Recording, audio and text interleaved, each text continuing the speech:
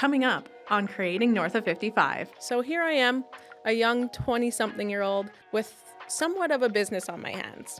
And very unexpectedly, there's a huge misconception out there that you need to go to Edmonton, or you have to go to Vancouver, maybe Toronto, or even LA to be in these industries. But believe me, there are a lot of talented, creative people here that I want to share with you.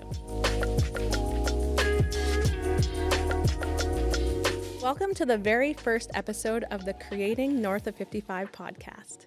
My name is Mariah Braun, and I'm an entrepreneur and indie filmmaker, and I guess now I'm a podcast host. I decided to start this podcast because, to be honest, I have a creative itch that I need to scratch, like I have experienced many times in my life so far. And this excitement for creating has always opened incredible doors for me, so I'm just going with it, which really leads me into what this podcast is all about.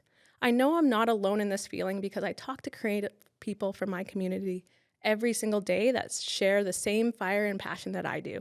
So it got me thinking, what if I started sharing these stories with people who are interested in listening? I live in Grande Prairie, Alberta. Now, in general, we're not known for being a creative hub. We are more known for our primary industries like oil and gas, forestry, our transient population, cold northern weather, and as a destination along the famous Alaska Highway. But believe me, there are a lot of talented, creative people here that I want to share with you. That's how Creating North of 55 was bred.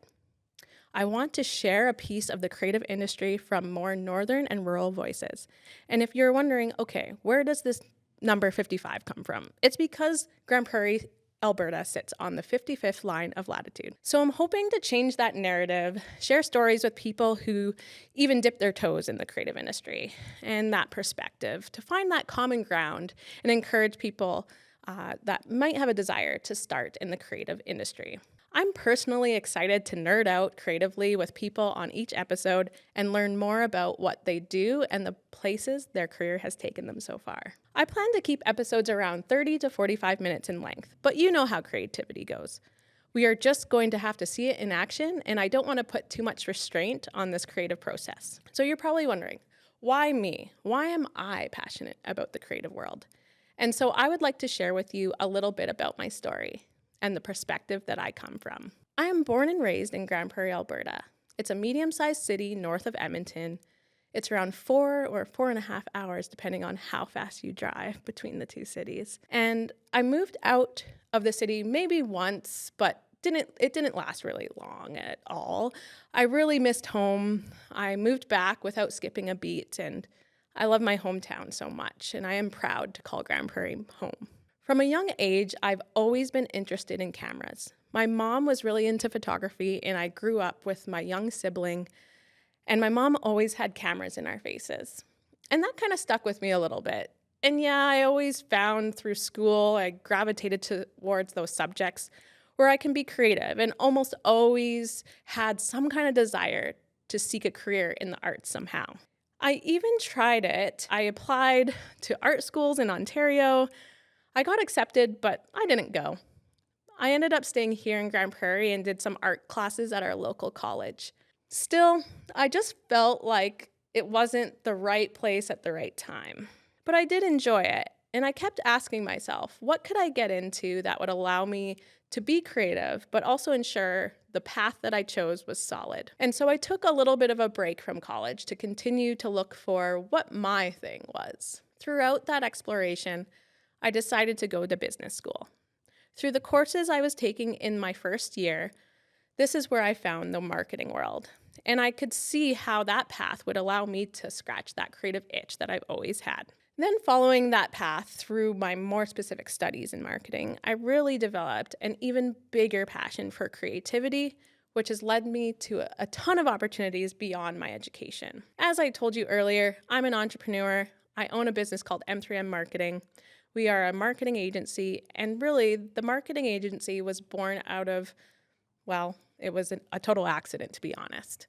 It was not planned for me to become a business owner. I thought maybe I'd find a job at one of the larger organizations in my home city, and that was kind of the path I was more than satisfied going down. I was very surprised to find out that through my studies and just connecting with people in the community, that opportunities started to pop up and present themselves to me.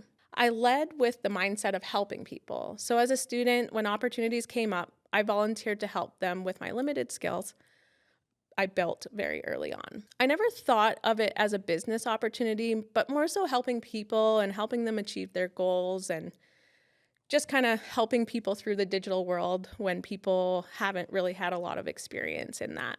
Eventually, I got questions like, "So, what's your rate?" I honestly didn't think of my skills of a way of making money from them. So it was a real eye-opener. So here I am, a young 20-something-year-old with somewhat of a business on my hands, and very unexpectedly. When I started to charge for my services, I started off by sitting at my local coffee house on the weekends, sipping a caramel macchiato, carving out that time in my calendar to help these small businesses with the marketing support that they needed. I just went with it. And it was my side gig for about 5 years, growing the business slowly as I worked a day job. And as my love of marketing continued to grow, I still had that interest in cameras that still intrigued me. So when I got one of my first full-time jobs in the marketing industry at a local radio station, I sought out some courses that I could start taking that would help me learn how to use a camera. And what happened was I stumbled on a workshop that was being held by the Peace Region Independent Media Arts Association, and it was around the 48-hour film challenge that was happening. My intention was to learn how to use a camera properly for video. I thought, well, they must be teaching them something because you have to record video in order to create a film. But to my surprise, I got there and there were a whole bunch of people, which was awesome. I didn't really know what to expect, but I saw all of their film equipment, all the fancy stuff set up when I arrived, and it was a whole set. And I thought to myself, what the heck did I get into here? I just want to learn how to use a camera. I didn't know this was so involved, right? I just tried it. I got to try different set roles. It was basically a mock set. They had actors, cameras, lights, audio, like a boom. I got to try all those things. It was so cool, and it was most of all very eye-opening to the industry. I've never had exposure to it before, and I found it fascinating how it took so many people just to get one little shot, one piece of media out there in the world. When I arrived, I was scared and intimidated. When I left telling myself, I need to do that again. And that's when I started taking an interest into video production and filmmaking. And I started to imagine how I can integrate these kinds of skills into the work that I was doing in the marketing industry. It was a total snowball effect. I sought out some more substantial video production courses at our local post-secondary institution, GPRC, which is now NWP, Northwestern Polytechnic. And they were offering what's called an Intro to Video Production course. And let me tell you, this course absolutely changed my life. I created my first short documentary. I met incredible peers in that class, some of who I continue to work on commercial projects with today. We were all pretty much at the same points, learning and exploring this intriguing medium of creativity. And this course taught me so much. I learned the foundations that has made me successful today. From there, I felt confident in my skills enough to start looking for the opportunities on local sets, specifically through the networking aspects of that NWP course that I went through. I was able to connect with somebody who gave me my first shot at being on set. Shout out to Rue Jones. It happened to be for a music video project that was funded by TELUS StoryHive.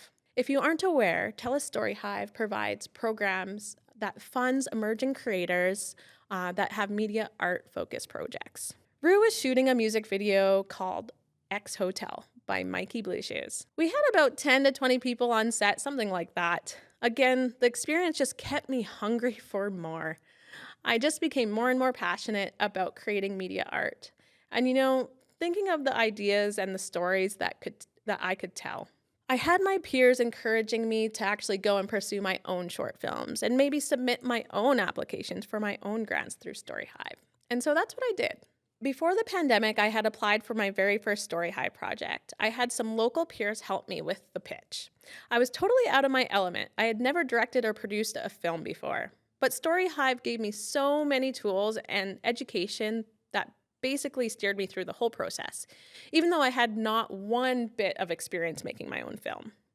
It's easy enough to go on set and be led by the director, producers, but telling your own story in your own way is huge and a massive undertaking. So that's what I did. I went and I pitched for my first time and created my first film called Life Without Diagnosis. Then I successfully pitched Story Hive one more time for a film called Able. Then I did a spin-off of that and I pitched a national broadcaster for a film called Keisha's Story, A Path to Wellness, which was broadcasted on AMI TV. These stories all had one key theme in common: resilience. And I loved telling these stories and sharing that resilience of the human spirit. Although I spent about 3 years really diving deep into the indie filmmaking world, I took a little pause and started focusing a little bit more on business because I had decided to make that big leap into full-time entrepreneurship. And I opened a content studio called M3M Studios. M3M Studios was born from a constant challenge I faced in this industry now. It was really hard to find spaces to record voiceovers and locations to film at if my clients didn't have an appropriate space.